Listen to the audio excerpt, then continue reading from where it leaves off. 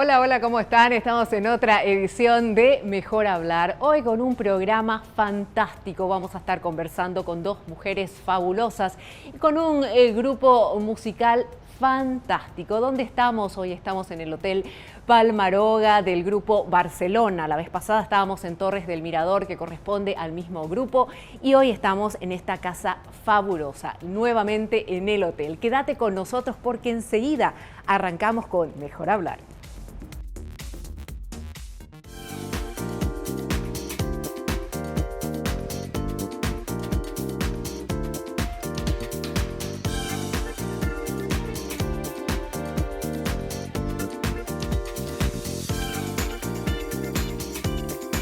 Muy bien, ya estamos de vuelta para dar la bienvenida a nuestra primera invitada, una invitada de lujo que tenemos aquí en Mejor Hablar.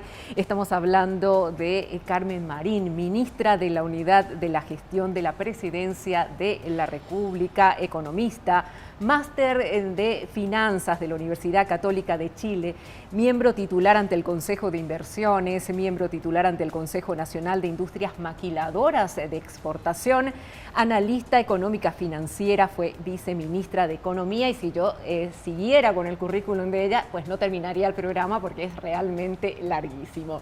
Ministra, un gusto tenerte acá en el programa. ¿Cómo estás? Buenas noches, Jazmín. Un saludo muy especial para toda tu audiencia y un gusto estar contigo. Bueno, cuando hablamos de unidad de gestión de la Presidencia de la República, queremos conocer exactamente qué es lo que se hace dentro de esa unidad de gestión para que la gente lo interprete. Realmente desde la unidad de gestión hay una serie de funciones que tienen o que están muy relacionadas con la gestión y con el monitoreo de las prioridades que tiene el gobierno. Por citarte algunos ejemplos, por ejemplo, hoy la prioridad es la salud. De hecho, hemos implementado un programa de atención para el caso de los medicamentos, un programa de subsidio, que es un programa temporal, y así como otras herramientas también que estamos monitoreando desde la unidad de gestión. Como te mencionaba fuera de cámara, Jazmín, en mi rol que me toca, tengo como dos componentes. Primero está, por supuesto, la unidad de gestión, y por otro lado también está la unidad técnica de Gabinete Social, que se encarga está mucho más concentrada en el área social, también gestionando y monitoreando todos los programas sociales que tiene el gobierno, y que son programas vigentes, y muchos otros son programas temporales que han surgido en este contexto de pandemia. Venías como viceministra de Economía y ahora te toca estar en la unidad de gestión de la Presidencia de la República, y en un momento bastante crítico, donde te toca afrontar realmente problemas serios a nivel social. ¿Cómo fue todo esto para vos? Un cambio, mucho estrés, estar pendiente, estar más de 24 horas, de lunes a lunes, un desafío muy grande. Yo creo que sí, principalmente el año 2020 sí. Fue un año bastante desafiante en términos de implementación de políticas, principalmente en el área social. Siempre hacemos énfasis en que ningún país del mundo estaba preparado para enfrentar este contexto que hoy nos toca, que es la pandemia, y principalmente apoyar a aquellos sectores afectados por esta situación. Detrás de las medidas sanitarias también se planteaban medidas económicas, medidas sociales, fueron bastante coordinadas, pero también fue bastante complejo a la hora de implementar y a la hora de crear, ¿verdad? Yo creo que hay experiencias muy positivas en el contexto de pandemia, momentos muy difíciles, donde y teníamos la urgencia de llegar a mucha gente, teníamos el desafío de evitar aglomeraciones a la hora de las entregas de transferencias sociales, por ejemplo. También hay herramientas que el gobierno ya tenía a disposición, pero tenía una muy baja cobertura, como por ejemplo FOGAPI, que es el Fondo de Garantía de MIPYMES. También tuvo un arranque impresionante en el contexto de pandemia. Siempre enfatizamos eso, el crecimiento. Si uno mira, realmente muestra la eficiencia del programa, pero también son cuestiones que resultaron por efecto de la pandemia. Hoy esa herramienta llegó a más de 24.000 MIPYMES en todo el país. También yo siempre hago énfasis en los programas sociales. teníamos al inicio, cuando se implementaban las medidas sanitarias, teníamos el gran desafío de llegar por lo menos a 1 millón de paraguayos, que eso son los trabajadores. Al arranque de la pandemia, digamos. Sí. Es ahí cuando ustedes empiezan a diseñar cómo hacemos para llegar a la máxima cantidad de la población y llegar a cada punto del país, o sea, sí, nada fácil. Totalmente. Ahí hay que tener en cuenta que en líneas generales, primero, en el contexto de pandemia desde el año pasado, ante cada situación siempre tuvimos un plan. Cuando desde el gobierno implementábamos las medidas sanitarias, inmediatamente se implementaba un plan de emergencia, un plan de apoyo para la contención social, aceleración de la inversión pública, un apoyo de financiamiento a las MIPYME, que teníamos como 3 pilares bien claros. Después, cuando allá por los meses de abril y mayo, la economía tuvo una caída de más o menos 13% en el mes de abril, que fue el mes más complejo para nosotros, en términos sociales y en términos económicos. También tuvimos mucha afectación. Y esto con el aumento de los casos, también los contagios. Totalmente. Y todo, bueno, y ahí, obviamente la parte de medicamentos y todo se hizo crucial, la parte de internaciones, y yo creo que ese habrá sido el mayor caos, digamos, a nivel de qué tipo de soluciones rápidas y de urgencia se puede dar para la ciudadanía, planificar toda una serie de cosas para dar el alcance a la mayor cantidad de personas. Claro, teníamos que prepararnos para este contexto. Yo creo que en los últimos meses por lo menos estuvimos viviendo en términos de intensidad en la demanda desde el punto de vista sanitario, ¿verdad? La atención. Tuvimos que prepararnos por el lado sanitario principalmente. Hoy la prioridad es la salud, pero también tuvimos que prepararnos para ayudar y para contener a la población por esta situación de impacto, ¿verdad? Entonces yo creo que, si bien es cierto, ante cada situación tuvimos un plan, también planteamos cuando la economía ya se estaba recuperando con el proceso de levantamiento gradual de las medidas sanitarias, en el mes de junio aproximadamente, de vuelta implementamos un plan que es Ñapumá Paraguay, un plan que incorpora esos 3 pilares, pero también tiene esa mirada de mediano plazo para sostener la recuperación de la actividad económica.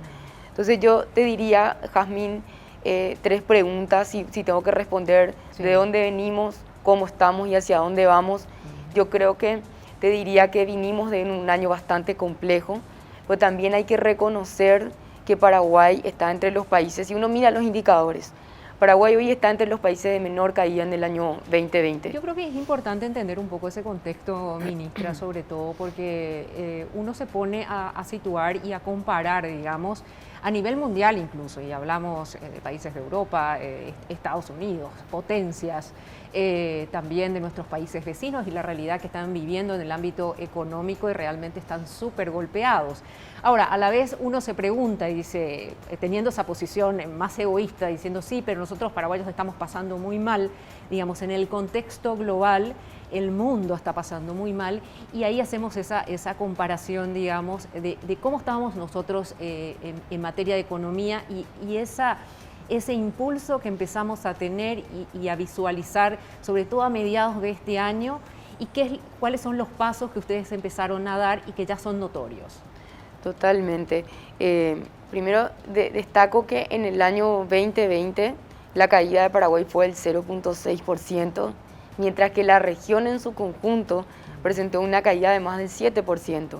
Entonces ahí, si uno compara a Paraguay con los demás países, podemos decir que las medidas fueron acertadas, fueron muy bien coordinadas desde todas las instancias del Poder Ejecutivo, ayudaron a contener desde el punto de vista social, pero también tuvimos un sector primario que tuvo un crecimiento muy importante y que también ayudó a mitigar la caída.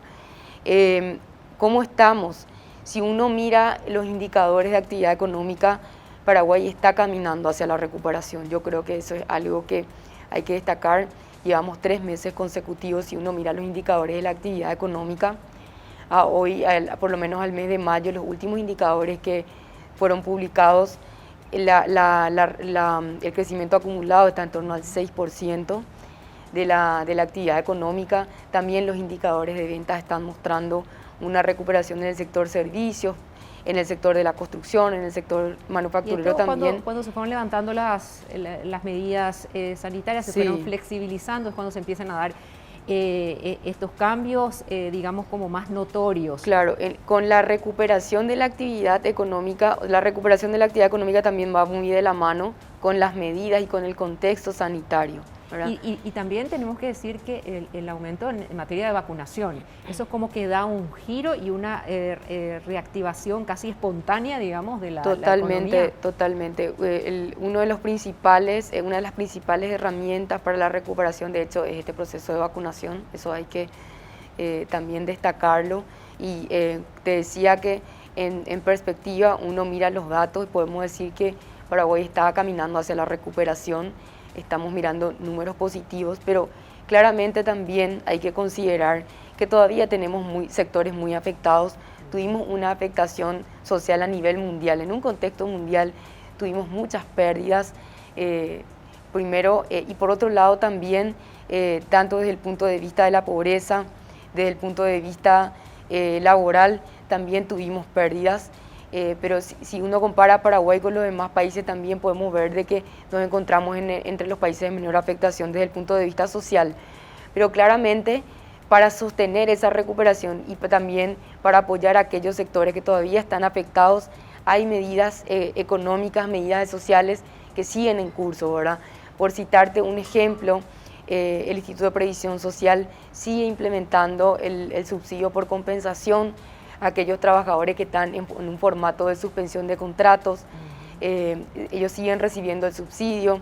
Recientemente el Ministerio de Hacienda había enviado a consideración del Congreso Nacional un paquete de medidas económicas y sociales para continuar apoyando a aquellos trabajadores afectados, pero claramente ya no con el nivel de intensidad que se planteaba en el año 2020, allá por los meses de abril y mayo, porque hoy la condición es totalmente distinta. Entonces, aquellas medidas mucho más focalizadas seguramente van a continuar para aquellos sectores, principalmente el sector servicios, que están todavía afectados. Aquí me vienen a hacer una pequeñísima pausa, pero enseguida estamos de vuelta con la ministra Carmen Marín, así que quédate con nosotros que en minutos estamos de vuelta.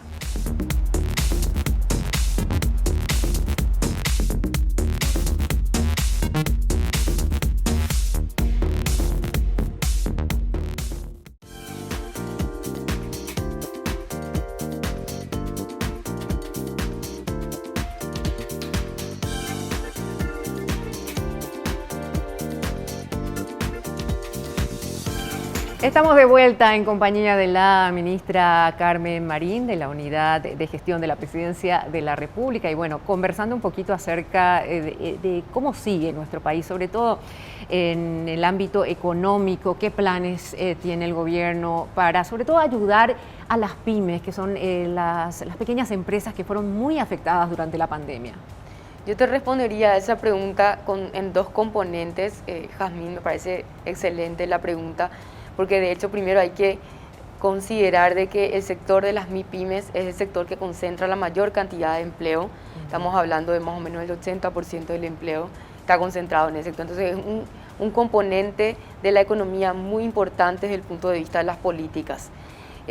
Primero decirte de que todavía continúan muchas de las medidas desde el punto de vista de la atención crediticia. La banca pública, como nunca antes, hizo un esfuerzo para apoyar al sector.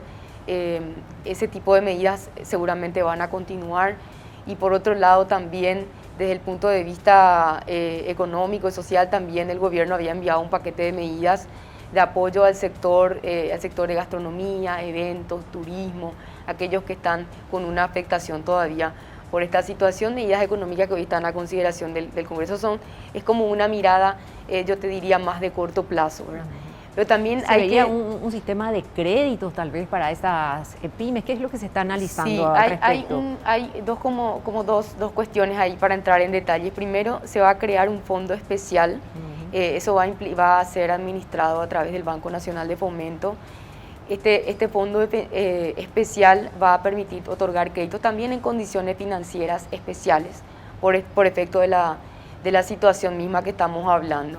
Y por otro lado también se prevé un nuevo aporte al Fondo de Garantía del Paraguay, que es FOGAPI, para que pueda continuar garantizando créditos para las MIPYMES, ¿verdad? Hay que tener en cuenta que hoy el Estado asume hasta el 90% del riesgo en ese sector, que es un sector afectado y que también va a requerir apoyo todavía, ¿verdad? Eso es en cuanto desde el punto de vista de la atención al sector formal y también esa herramienta FOGAPI que vamos a estar fortaleciendo y que también va a continuar. Es una herramienta que vino para quedarse, que de hecho ya fue diseñada mucho antes de la pandemia, pero su funcionamiento efectivo lo estuvimos viendo en el contexto de pandemia. Y por otro lado, también desde el Ministerio de Industria y Comercio se está trabajando en una herramienta que tiene que ver con la formalización del sector de las MIPYMES.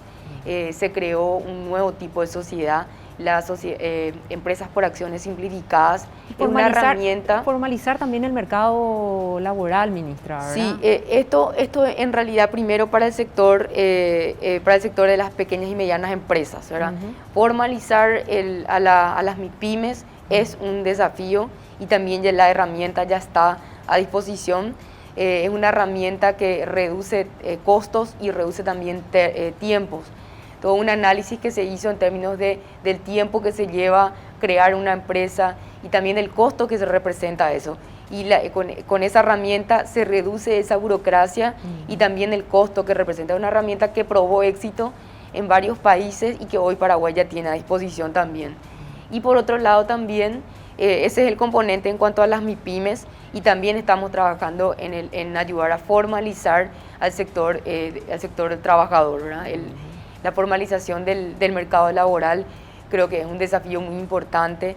De hecho, en este contexto de pandemia pudimos ver de que el sector más afectado es el sector informal, el sector más vulnerable, fueron los primeros en recibir, digamos, los golpes de esta pandemia y por eso también la atención estuvo muy concentrada en términos de contención social en ese sector, pero también responde mucho a la estructura misma de nuestro mercado laboral. Es un sector, el sector informal representa la mayor parte del mercado laboral, hay un desafío importante ahí, pero también estamos trabajando en un régimen especial, una propuesta que va a permitir a que los trabajadores puedan acceder a la seguridad social, puedan tener acceso a la jubilación, también puedan tener acceso a la salud. Eso es una herramienta quizás que todavía está en proceso de diseño, pero en el caso de las empresas por acciones simplificadas sí es una propuesta que ya está, digamos que ya es una ley que ya fue aprobada, fue reglamentada también y una herramienta liderada por el Ministerio de Industria y Comercio.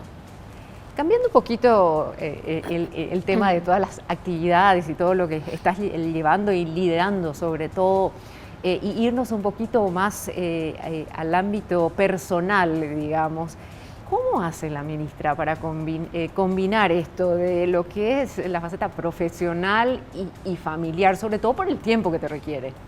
Yo creo que es bastante desafiante, ¿verdad? Fue muy desafiante.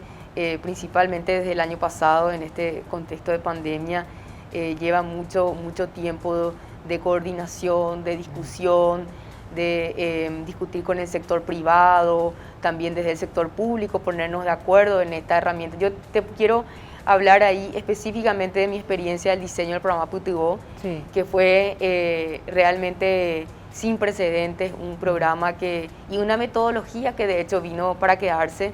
Y me llevó eso, tuve que liderar eso desde el Ministerio de Hacienda en mi posición anterior. Fue bastante desafiante tener que buscar el equilibrio y también ponernos de acuerdo. Yo me acuerdo que decía, en algún momento hablaba con el sector privado y le decía, tenemos que fijarnos la meta de llegar a por lo menos 250.000 personas en cada una de las acreditaciones. Y ellos me decían, Carmen, eso es imposible, porque supera totalmente la capacidad que tiene hoy el sistema. Y también desde el lado público me decían lo mismo, no podemos porque esa supera nuestra capacidad. Entonces yo le decía, no, pero tenemos que buscar la forma de hacer. Y ahí de noches, días, miles de reuniones que tuvimos discutiendo con el sector privado, también internamente el sector público, yo creo que hoy puedo decir que llegamos a la meta. Esas herramientas y esas metodologías realmente vinieron para quedarse, mecanismos transparentes en términos de implementación de programas sociales, y que hoy esa experiencia también es trasladada en el programa Putibó Medicamentos, una metodología totalmente innovadora en cuanto al uso de plataformas. Ahora, como mujer, ¿cómo se siente imponer el liderazgo, sobre todo en estos cargos importantes, cargos políticos, donde una, bueno, se tiene que plantar en ciertas cosas, ¿verdad? Y muchas mujeres obviamente te ven como un ejemplo de crecimiento profesional, de liderazgo, de que se puede, y de que vemos que de a poco las mujeres van ocupando esos cargos como muy importantes, que de hecho ya se ve a nivel mundial, pero aquí en Paraguay se está afianzando cada vez más.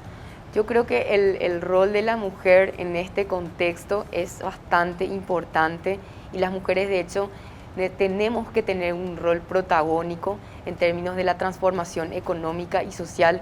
El liderazgo femenino también demostró digamos, la capacidad en términos de llegar y de implementar políticas económicas, políticas sociales y desde diversos ámbitos de la sociedad. Pero hoy estamos en un momento bastante importante en el cual tenemos que discutir la pospandemia, tenemos que discutir lo que se viene. Yo creo que ahí el rol de la mujer es fundamental. Y también, Jazmín, siempre hago énfasis en que si uno mira la estructura del mercado laboral, gran parte del sector del empleo femenino está concentrado en el sector servicios. Sí. Y ese es el sector que hoy es más afectado, por la pandemia. Entonces, políticas desde el punto de vista económico y desde el punto de vista social tenemos que implementarlas también para apoyar a las mujeres, eso desde el punto de vista social. Pero desde el punto de vista del liderazgo femenino, en términos de las transformaciones económicas y sociales que vamos a implementar de aquí en adelante, en los próximos años, la participación de la mujer es muy importante. Creo que hay que fijarse metas y creo que hay que luchar por los sueños, ¿verdad? Y eso es lo que también me motiva día a día a mí, la esperanza de construir oportunidades y la esperanza de generar transformaciones sociales para mejorar la calidad de vida de la gente.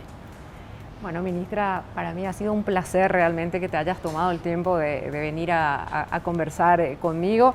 Este es un pequeño detalle de Vita Rosa. Muchas gracias. Flores para la ministra, un agradecimiento a tu tiempo. Sé que prácticamente no tiene horarios la ministra, sábado, domingo, de lunes a lunes, realmente un laburazo intenso. Y bueno, qué bueno escuchar todo lo que se está preparando, todo lo que se está llevando adelante, que estés liderando esto y que siempre las tengas, por supuesto, a las mujeres en cuenta, sobre todo para las oportunidades que necesitan aquellas que están mayormente, como lo dijiste, en el sector servicio. Muchísimas gracias, ministra, por tu presencia. Muchas gracias, Jazmín. Un placer estar contigo y un saludo a toda tu teleaudiencia. Nosotros hacemos un pequeñísimo corte, en minutos vamos a estar con la ministra de Justicia, aquí en Mejor Hablar, así que quédate con nosotros, estamos de vuelta en minutitos.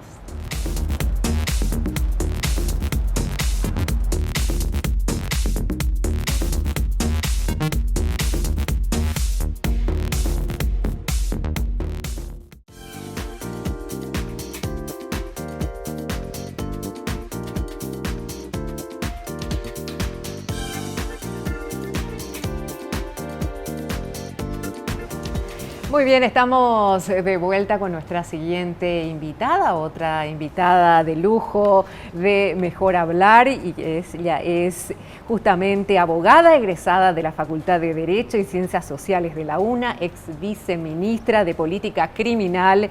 Le competen varios trabajos desarrollados como consultoría basada en género, de violencia intrafamiliar y doméstica y trata de personas, entre muchas cosas más. Tiene un currículum realmente extenso y es la actual ministra de Justicia. Estamos hablando de la señora Cecilia Pérez. Ministra, gracias por venir. Muchísimas gracias, Jazmín, por la invitación. Estábamos en el corte y se estaba despidiendo de su amiga, sí, la ministra Carmen Marín, y escuchaba que le decías mi aliada, porque eso, ministra, mujeres realmente al frente de carteras difíciles de administrar. Realmente el Ministerio de Justicia es un ministerio que tiene un presupuesto bastante deficitario y muchas de las cuestiones que logramos sacar en todo este tiempo fue por el apoyo y la gestión, ¿verdad? Y Carmen es a veces mi paño de lágrimas y es la que me ayuda para que nosotros podamos resolver los problemas mucho antes de no tener que llevarle ya al presidente cuando ya es una decisión determinante que él tenga que tomar o ya una información de una situación conflictiva que está resuelta, es que permitimos que llegue al presidente, ¿verdad? Pero tratamos de resolver las cosas antes. Justamente me decías, las cosas que suceden y cuando vos te dicen, sí, está todo calmo, está todo bien, y decías, no, por favor no digan eso porque algo se está tramando. O sea, como que siempre se presentan ese tipo de situaciones en el cargo que te lleva a liderar. Sí, yo recibí el ministerio con una emergencia penitenciaria declarada por ley, que hoy está ampliada, vigente, y encima de eso nos vino la pandemia, ¿verdad? Nosotros administramos emergencia sobre emergencia, porque en otros ministerios, cuando vino la pandemia, se dejaron en suspenso otros proyectos para poder ocuparse netamente de todo lo que era la COVID-19. Sin embargo, nuestros problemas de seguridad no hicieron un paréntesis porque estábamos con pandemia. Al contrario, nosotros nos preparábamos para grandes episodios de seguridad como consecuencia del ingreso del virus al sistema penitenciario y tenemos que decir que eso no ocurrió en todo este tiempo, no como consecuencia del virus. Sí, los problemas propiamente de seguridad tuvimos, pero no por las restricciones que se habían implementado. Justamente hablando de amotinamientos, quiero recordar aquel hecho donde, te fuiste y te metiste en la jungla, ¿sí? de Tacumbú, y todos quedaron como impresionados por ese acto de valentía, digamos, de ir y ejercer y mantener tu presencia en un día bastante complicado y, ¿verdad? ¿Cómo sentiste, cómo fue esa situación y que te animaste, digamos, a entrar y ver todas las situaciones como para solucionar lo que estaba sucediendo? Realmente no me fui antes porque yo estaba embarazada en ese momento. Sí. Y todas las recomendaciones eran no te vayas, primero por un tema de seguridad y segundo por un tema familiar, ¿verdad? De ir a exponerme en una situación delicada porque era el primer mes de embarazo. Y bueno, realmente me terminé yendo porque nosotros durante la pandemia habíamos planteado unos esquemas de diálogo con las personas privadas de libertad, de los cuales participaba yo misma. Y yo sabía que al irme yo iba a poder conversar con ellos desde el momento en el cual ellos empezaron a reclamar mi presencia. Era la única forma de lograr que eso termine. Porque ya llegaba la noche y de noche sin luz, porque habían cortado la luz, era mucho más complicado y si eso continuaba, mucha más cantidad de internos iban a estar expuestos a una situación conflictiva y nosotros necesitamos que eso se resuelva en ese momento. ¿Y tu familia cómo tomó? Yo supongo que tu esposo con desesperación, tu familia en sí, ¿cómo sintieron? Igual tu contención, pero supongo que la preocupación habrá sido inmensa. Cuando yo me fui al ministerio, porque ese día primero me fui al ministerio a tratar de conversar a través de videollamada con los internos y no se podía porque se cortaba. Entonces de allí me fui al penal. Pero en ese momento, cuando yo salía para irme al ministerio, mi esposo me dijo, ¿a dónde te vas? Y yo le dije, me voy al ministerio. ¿Estás segura? Sí, me voy al ministerio, te prometo.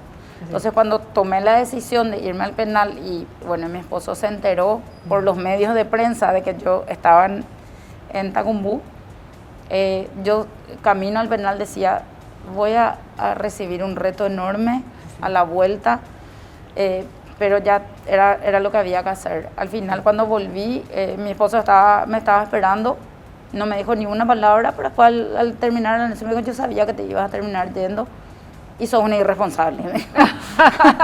Bueno, pero fue tanto, no fue tanto el reto, te esperabas mucho más, digamos. Yo esperaba más, yo ya esperaba una conversación seria, un decir... Una reprimenda más grande. Sí, efectivamente. Y quiero nomás aclarar que perdí el bebé, pero no por esa circunstancia, por otros motivos.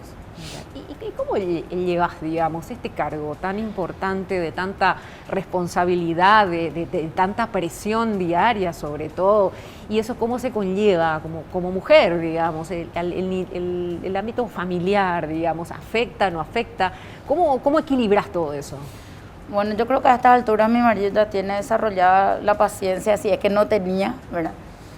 Sí es un trabajo de 24 horas los 7 días de la semana, por más de que nosotros no hagamos oficina sábado y domingo. La desconexión del sistema penitenciario no existe. Nosotros estamos en comunicación con los directores de los centros penitenciarios, los centros educativos y con los directores generales todo el tiempo. Creo que ayuda muchísimo tener un equipo detrás en el cual uno pueda confiar y descansar un poco, descansar la confianza en que no todo va a tener que pasar por la ministra, de poder respetar también el trabajo de cada uno, pero que es necesario que ellos sientan que hay un control. Claro. Y como siempre dice el director general de establecimiento, le dice a los directores, cuando pasa algo, cuéntenle nomás bien ya, cuéntenos y yo le cuento a la ministra, porque tarde o temprano ella se va a enterar y porque igual se entera. Claro. Así que es mejor que se entere de la boca de ustedes y que nosotros enfrentemos el problema que ustedes estén tratando de esconder, porque ella igual va a saber y ahí les va a ir peor. Cuando decidiste asumir el cargo como ministra de Justicia, supongo que te habrás como impuesto desafíos o cambios que querías generar a lo largo del cargo. ¿Cuáles son esos desafíos que te marcaste? Bueno, el primer y principal desafío es la reforma penitenciaria. La reforma penitenciaria es un desafío enorme. Primero porque a nivel mundial y principalmente en América Latina, los problemas del sistema penitenciario son problemas de larga data, de los cuales nadie nunca se ocupó, y es un esquema de como una discriminación inclusive interestatal. No es culpa de este gobierno ni del gobierno anterior, sino es la mirada política que se tiene hacia el sistema penitenciario. Y eso se refleja en muchísimos aspectos, como por ejemplo, las personas privadas de libertad no votan. Sin embargo, la Constitución establece que solamente se tiene que restringir el voto a las personas condenadas, y nosotros tenemos 30% nomás de la población penitenciaria con condena. Sin embargo, hay un artículo del Código Electoral que no permite que el que esté privado de su libertad, procesado o condenado, vote.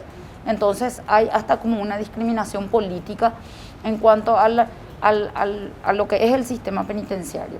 Entonces es romper un paradigma desfasado, es un cambio de paradigma demasiado grande, y no podemos hacerlo de la noche a la mañana. Hay que ir tomando pasos y un proceso que tiene que trascender gobiernos, no tiene que ser una política de gobierno ni una política de un presidente, tiene que ser una política de Estado, porque las decisiones que afectan al sistema penitenciario también se encuentran en los otros poderes, el poder legislativo y el poder judicial.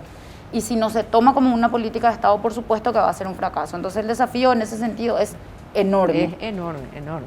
Y el tema de la superpoblación, que es lo que preocupa muchísimo, ¿cuál es la visión o qué es lo que se tendría o debería que hacer para lidiar con esta situación que es preocupante justamente por la situación en que conviven en el penal? En el principal motivo que hoy nosotros estamos trabajando es una depuración de las causas de privación de libertad, porque la ley a nosotros nos exige requisitos para que ingresen al sistema penitenciario y requisitos para que continúen privados de libertad durante el proceso.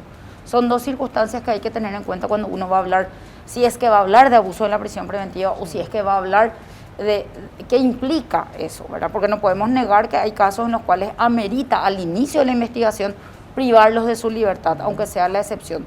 Pero durante la investigación, ¿cuánto tiempo los tenemos privados de libertad hasta que se pueda definir su situación, ya sea con una condena o no?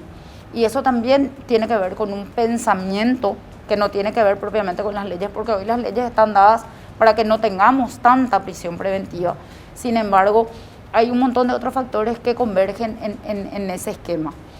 Lo ideal es superar esta etapa, trabajar en una política criminal preventiva que no tenemos, pues nosotros reprimimos, reaccionamos como Estado, no tomamos decisiones para atacar las causas del delito, y tenemos el pensamiento como sociedad de que estamos más seguros porque los encerramos tiramos la llave y nos olvidamos. Y este es el resultado, lo que está a la vista es el resultado. Presencia de grupos del crimen organizado que usan eso como un caldo de cultivo para sus pretensiones y en las cuales el propio Estado le está dando las herramientas. Mala alimentación, malas condiciones de habitabilidad, procesos olvidados, personas olvidadas de sus procesos, de sus defensas. Todo eso es positivo para que un grupo les dé a ellos sentido de pertenencia y los empiece a reclutar. Y ahí dijiste algo muy importante, procesos olvidados, aquellas personas que necesitan que alguien los represente y los defienda. ¿Qué pasa con estos casos de gente que está hace como muchísimo tiempo, digamos, en el encierro, pero quizás no pueden conseguir la libertad porque no tiene alguien que los defienda? Claro, primero, ninguna persona puede ingresar al sistema penitenciario sin haber tenido algún tipo de defensa. Lo que nosotros estamos trabajando ahora conjuntamente con la Corte y con el apoyo de los jueces de ejecución y específicamente también de la Oficina Técnica del Fuero Penal, que esta Corte ha tomado como la posta con relación a eso, es la revisión de las defensas en carácter de eficiencia y eficacia. Toman intervención, no logran la libertad, no avanzamos en su intervención como defensa, o sea, nos están revisando regularmente porque en cada revisión es un pedido de dinero. Entonces, como que muchas personas, sobre todo si son reingresantes, inicialmente se encuentran cómodos, porque no es la primera vez que entran y conocen el sistema, y uno revisa y están hace 2, 3, 4, 6 meses sin ningún tipo de visita o contacto con un abogado. Y tampoco esa persona viene y dice, bueno, yo no puedo más pagarle a este abogado, entonces le voy a dar poder a la defensa pública. Entonces, estas visitas que nosotros hacemos a los centros penitenciarios con ese relevamiento de datos que lo estamos haciendo regularmente, detectamos esos casos y los pasamos en la defensa pública o el juez mueve el proceso para ver si el abogado particular va a seguir interviniendo para poder tomar también una decisión desde el juez cuando un abogado abandona el proceso. Y que estás trabajando también en varios programas de lo que es la reinserción laboral y se están haciendo como talleres dentro de los penales justamente para poder recuperar a estas personas y cuando salgan en libertad puedan volver a reinsertarse en la sociedad. ¿Cómo están esos programas? Bueno, nuestro programa más importante es Latente. Latente es una página web que expone y visibiliza el trabajo de las personas privadas de libertad de los 18 centros penitenciarios. Nosotros tenemos producción penitenciaria a nivel país. No es solamente el termo de Tacumbú o la costura del Buen Pastor. Y justo te iba a preguntar eso, porque bueno, como los más conocidos son los termos de Tacumbú, que bueno, ya han sido y son siempre promocionados y son trabajos muy lindos, por cierto, muy bien terminados, y el del taller de costura también, que tiene ya su propia marca, todo eso. Pero háblanos un poquito más de los otros que tal vez se desconocen más. Nosotros tenemos proyectos con empresas que apuestan a la mano de obra penitenciaria y compran la producción para luego vender. Y muchas de esas empresas trabajan ya en la guía del diseño, de las terminaciones, y eso tiene fácilmente salida afuera porque la empresa vende afuera el producto, ¿verdad? También tenemos casos de pequeñas MIPYMES que funcionan dentro de los centros penitenciarios. No sabía eso. Donde sí. Las personas privadas de libertad trabajan, producen y el familiar es el que tiene el RUC y vende afuera. Eso también funciona ya con marca registrada que es de los propios internos. Y también tenemos un caso de éxito que siempre yo pongo de ejemplo, que es el caso de Cuñapepó. Cuñapepó era originalmente un taller de artesanía, de capacitación en artesanía, que estaba financiada por la Cruz Roja Internacional, y por los recortes presupuestarios en un momento dado nos dijeron no vamos a poder más pagar, entonces hicimos trascender, se transformaron en una empresa social de la cual forman parte empresarias de afuera y las internas del taller. Y el programa se llamaba Cuñaca Tupiri, hoy la empresa se llama Cuñapepó, que es Mujer con Alas. Mujer con Alas.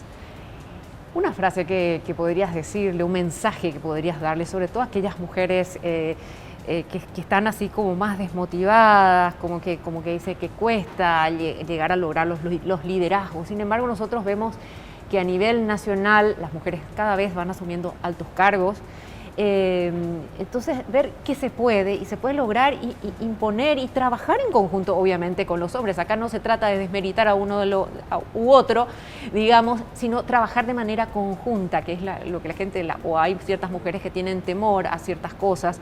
Entonces, quería que nos dejes un mensaje para ellas.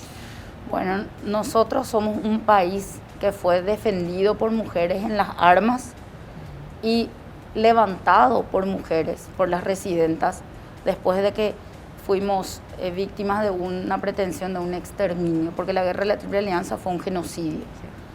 Y si las mujeres pudimos levantar un país en ruinas, ya sea financieramente y moralmente, no permitamos que nadie nos diga que no podemos hacer algo porque somos mujeres. Qué lindo, ministra, qué lindo mensaje sobre todo, instaurar esto, sobre todo también a las pequeñas, a las niñas, que ya vayan creciendo con este pensamiento. Sabemos que tenés un montón de actividades, no te queremos sacar más tiempo, tenemos unos obsequios, unas flores aquí. Para vos, a ver, te las acerco, de Vita Rosa. Muchísimas gracias, ministra. Fíjate que vinimos, es re top la ministra. Mirá, tenemos las dos, estamos a juego en composé con el amarillo, el color top y el color de moda. Bueno, un placer, ministra, por venir, que sigan los éxitos, estos desafíos que te planteaste al asumir el cargo, un cargo sin duda muy difícil y también administrar todos los problemas que se van presentando en el día a día, pero deseamos que bueno, se cumpla aquello que proyectaste y que lo vas a poder lograr, estamos seguras de eso. Yo te agradezco muchísimo, Jazmín, por el espacio, para que a través de estos espacios donde hablamos las mujeres, sobre todo en mi ámbito, se pueda visibilizar un sector olvidado históricamente de la sociedad, que es el de las personas privadas de libertad. Así que te agradezco muchísimo. Gracias, ministra. Hacemos nosotros un pequeñísimo corte y a la vuelta de la pausa, ¿ustedes conocen Tierra Adentro? Seguro. Hablamos con ellos en minutitos.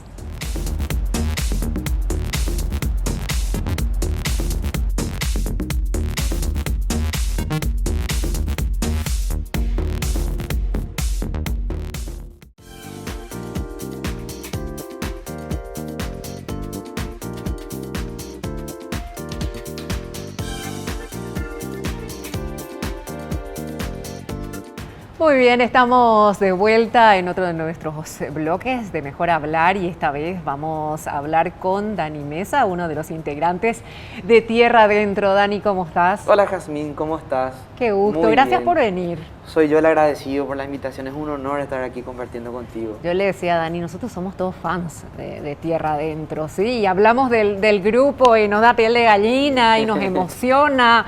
Y bueno, y hoy tenemos el placer de tenerlo a Dani, y que es uno de los integrantes de Tierra Adentro, que está también Luis Duarte, que es la voz y guitarra, o Dani también, voz y guitarra, Ariel Escurra, Beto Barrios, en fin, son varios los integrantes y hacer este grupo.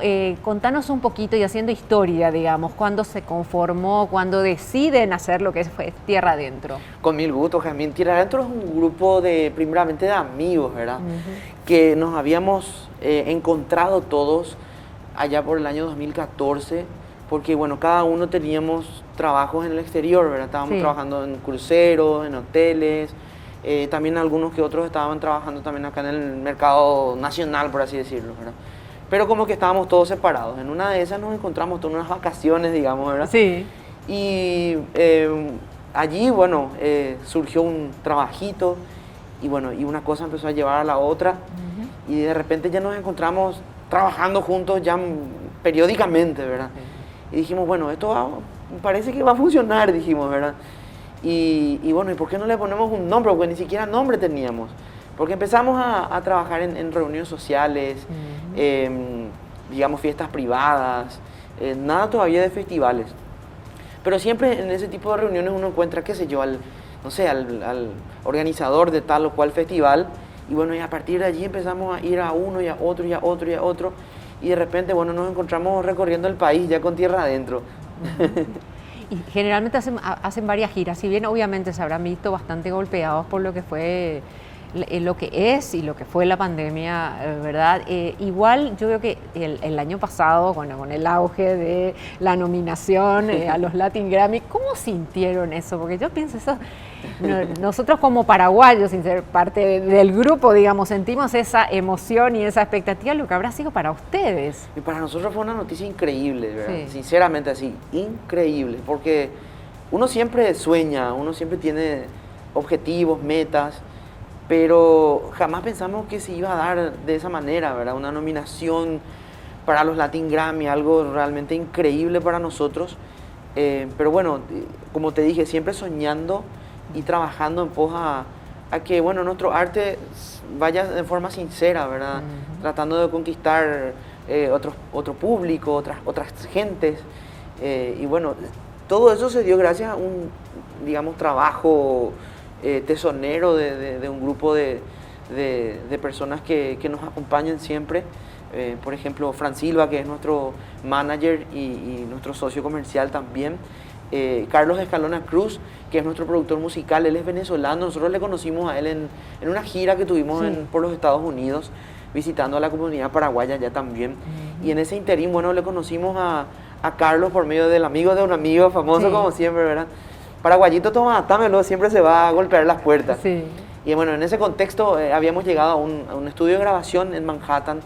Le conocimos a un productor chileno y bueno, a ese productor nosotros le habíamos mostrado nuestras canciones, ¿verdad? Él fue sincero con nosotros, nos dijo que su estilo era el urbano, el género urbano, pero que conocía a una persona que quizás podía ayudarnos, ¿verdad? Y allí fue así fue como llegamos a Carlos Escalona, un gran productor musical que luego se convirtió también en un gran amigo. Y a partir de allí empezamos a digamos, fusionar un poquito lo que es nuestra música, ¿verdad?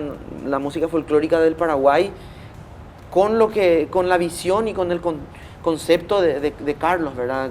Que encontramos mucha similitud también con la música venezolana, ¿verdad? Especialmente en los instrumentos como el arpa, todo lo que, digamos, el ritmo del 6x8, es muy similar. Entonces, nos fue difícil fusionar nuestros estilos. Y esa justamente hablando de fusión, digamos, esa fusión que ustedes lograron de incorporar también el guaraní en las canciones, eso creo que generó como un gran impacto también, y eso fue justamente lo que les valió también esta nominación. Asimismo, nosotros como artistas tenemos un compromiso demasiado grande con nuestro país, con nuestra música, con nuestra cultura, ¿verdad? Es lo que siempre pregonamos y bueno, de esa manera llevamos el mensaje tanto de la banda como también de un pueblo, ¿verdad? Por medio de las canciones. Entonces, para nosotros fue fundamental y crucial poder expresarnos en guaraní porque es nuestra lengua nativa, es nuestro idioma oficial. Entonces, queríamos mostrar, digamos, lo más puro posible de lo que es el Paraguay, ¿verdad? Haciendo también un homenaje a nuestros pueblos indígenas, ¿verdad? Especialmente a los guaraníes, de quienes heredamos este idioma, ¿verdad? Que está muy arraigado aquí en nuestro país y bueno, de hecho es luego el idioma oficial también. Entonces, para Carlos, en ese momento, cuando nosotros le comentamos todo eso, le fascinó el guaraní desde un principio, desde cómo suena, hasta su rítmica, absolutamente todo, ¿verdad? Y allí surgió la idea, digamos, de grabar un disco 100% en guaraní y presentar eso a la Academia Latina de la Grabación, ¿verdad? Entonces, cuando ocurrió lo de la nominación fue algo increíble porque inclusive se convierte en un hito histórico porque fue el primer álbum grabado 100% en lengua indígena nominado a una categoría para los premios Latin Grammy. Qué impresionante. Bueno, y los videos también, que después al final del programa los vamos a ver en su totalidad. Y yo le decíamos así en el intermedio, Dani, ¿será que te animás a cantar así un chiquitito a capela? Pero por supuesto, ¿Sí? por supuesto, claro que sí. Te voy a cantar una canción que particularmente me gusta muchísimo y bueno, quería dedicártela con todo cariño y respeto. Qué lindo, sí. Esta canción que dice así: de pote moroti mire, se jazmín pero genoiva, amamoro esa jape, y ahí te baroje tú, remimbigo y pijarero, ñasa indindiere yo apiva, Ayay po siyangay parante ko arindereyu. ¡Ay, qué lindo! ¡Qué lindo! Los chicos que Te están adoro, acá, Gemma, dale un Gemma, Gemma, aplauso. Gemma, Sí. Con mucho cariño. Y por La- supuesto un pedacito de Agüille te quiero cantar también. Sí, a ver. Esa parte que dice Agüille manteame agüeruco señe toiko shugui pura hey arito bebé. Ay, Dios mío, qué lástima que tengo el tapabocas, no se me puede ver la cara de emoción que tengo. ¿sí? Muchas Porque- gracias. Sí, se tapa la cara de emoción, pero por protocolo no lo podemos sacar. Pero bueno, y eso que lográs, imagínate esa fraccioncita que me cantás, ¿verdad? Lo que genera también en toda la ciudadanía, y no hablamos del impacto que solamente tienen en los adultos, sino hasta los chicos que cantan esta canción. Y el video, que una cantidad de reproducciones en YouTube, o sea, el alcance que está teniendo es verdaderamente impresionante. Y es demasiado gratificante. Bueno, antes cuando se podía todavía, digamos, compartir en recitales, en shows, en festivales, veíamos, por ejemplo, a los niños que se acercaban a nosotros ahí cerca del escenario junto con sus padres, o estaban allí con sus abuelos, o sea, de toda la franja etaria, digamos, de público, ¿verdad? Para nosotros es muy gratificante que nos tengan en cuenta, que nos sigan, que nos escuchen, que compartan con sus seres queridos, y bueno, en medio de todo eso, que esté allí nuestra música, ¿verdad? Y en cuanto al video, bueno, es algo realmente que no podemos creer, porque estos números que estamos viendo ahora en nuestras plataformas digitales no los habíamos visto anteriormente. Entonces... ¿Y qué creen que conspiró, digamos, al éxito de este disco? Bueno, y yo creo que bueno, la perseverancia también de trabajar siempre, de no quedarnos quietos. Nosotros tampoco quisimos que la pandemia sea un motivo para que paremos, en el sentido de seguir creando, ¿verdad? Quisimos aprovechar ese tiempo que bueno, tuvimos de estar alejados de los escenarios para entrar al estudio, para, digamos, estar haciendo laboratorio musical allí adentro, buscando nuevas canciones, buscando nuevos sonidos, y bueno, en ese afán seguimos, ¿verdad? Ahora, hace poquito hemos lanzado una canción que se llama Soy Latino. Es una canción que bueno, evoca ese espíritu de los latinos. Creemos nosotros ¿Grabaron con artistas internacionales? Exactamente, Sí. exactamente. Y justamente Carlos Escalona, cuando le habíamos mostrado esta canción, bueno, le gustó muchísimo, hicimos la producción musical, y luego él en un encuentro casual que tuvo con Nacho, porque tienen una amistad, primero por ser venezolano y segundo Sí. por la música, ¿verdad? Que suelen trabajar juntos. Entonces en ese encuentro casual le hace escuchar la música a Nacho, y él se quedó encantado con el mensaje de la canción, porque bueno, sabemos que los problemas existen, y eso es, digamos, innegable, ¿verdad? Pero nosotros nos quisimos enfocar en ese espíritu de alegría que tenemos los latinos. Y también encontramos tantas cosas en común que tenemos los latinos, de aquellas que nos diferencian, bueno, que quisimos, digamos, expresar y que se sientan identificados todos, o la mayor cantidad de latinos posible se sientan identificados con el mensaje de la canción. Especialmente, por ejemplo, cuando en una parte de la letra que dice, porque mi madre reza por mí. Todos tenemos esa madre que siempre está allí rezando por nosotros para que nos vaya bien. Y bueno, eso que tenemos en común quisimos expresarlo en esa canción, ¿verdad? O sea que se vienen más éxitos. Exactamente. Se vienen más éxitos de tierra adentro. Muchísimas gracias, Dani, por venir. Tenemos los termos así de... Sí. Tenemos un obsequio para vos. Me encantan Yo le digo, los José, obsequios. ¿qué pasó? José lo me estaba mirando y estaba en otra latitud. Bueno, es un obsequio de M&I Termos, son personalizados, un Muchísimas pequeño gracias. detalle Qué de lindo. mejor hablar. Me Así encanta. que, bueno, espero que te guste, Dani. Pero por un placer, un supuesto. honor que hayas venido al programa. Desearles más éxitos ya desde lo que tienen ya. Se viene Soy Latino. Así que, bueno, lo mejor para ustedes. Bueno, muchísimas gracias, Jazmín. Yo quiero aprovechar este espacio para decirles que me siento muy feliz, agradecido, contento, y es un honor estar aquí contigo compartiendo. Un saludo a toda la audiencia. También decirles que nos sigan en las plataformas digitales. Sí. Estamos en todas las redes sociales como @tierraadentropy. Y bueno, si todavía no vieron el video de Soy Latino, vayan ahora mismo, suscríbanse a nuestro canal, activen la campanita, que vamos a tener muchas sorpresas todavía para mostrarle al público. Buenísimo, muchísimas gracias. Muchas Excelente gracias. el dato. Y gracias por el regalo, me encanta.